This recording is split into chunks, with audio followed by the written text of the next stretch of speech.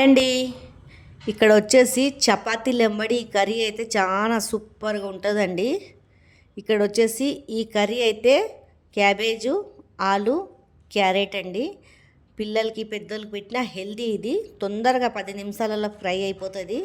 ఇట్లా చపాతీలు ఎంబడి పిల్లలకైనా పెద్దోళ్ళకైనా టిఫిన్ చేసి కట్టొచ్చండి.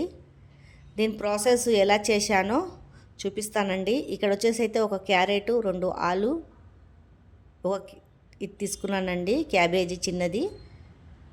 ఇది ఈజీగా కోసుకొని తరుక్కోవచ్చండి.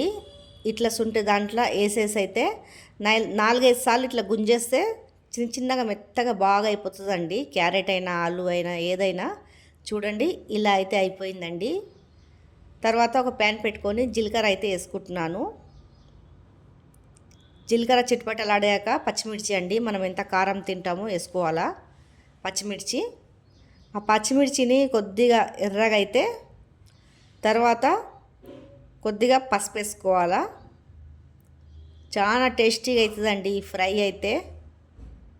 ఒకసారి చేసి పిల్లలకైతే పెట్టి చూడండి. ఫ్రై అయితే చాలా టేస్టీ ఉంటుంది, పిల్లలు మంచిగా తింటారు. తర్వాత ఈ కోసి పెట్టుకున్న కూరగాయలు దీంట్లోనే వేసుకోవాలండి. చూడండి, ఇవన్నీ వేసుకోవాలా. వేసేసుకున్నాక బాగా తిప్పేసుకోవాలండి. దానికి మసాలాలు పట్టేలాగా తిప్పుకోవాలా. మనం నీళ్ళు గిట్లా ఏం పోసేది అవసరం లేదు.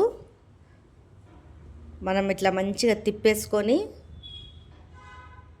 మనకు రుచికి సరిపోయేంత సాల్ట్ కూడా వేసుకోవాలండి. ఆ సాల్ట్నేలే నీరు ఊరుతుంది. చూడండి, సాల్ట్ అయితే వేసుకుంటున్నాను. మనకు రుచికి సరిపోయేంత తిప్పేసుకోవాలండి. మంచిగా కింద పైకి అంతా మసాలాలు పట్టేలాగా తిప్పేసుకొని కొద్దిగా కరివేపాకు కూడా వేసుకుంటున్నాను, స్మెల్కి మంచిగా వస్తుందండి. వేసుకున్నాక తక్కువ మంట మీద మూత పెట్టేయాలండి. తర్వాత మూత తీసి చూశాక ఇలా మెత్తగా ఉడికిపోతుంది. కింద మాడనీయకుండా కిందికి పైకి అయితే తిప్పుకోవాలా, మాడిపోవద్దు.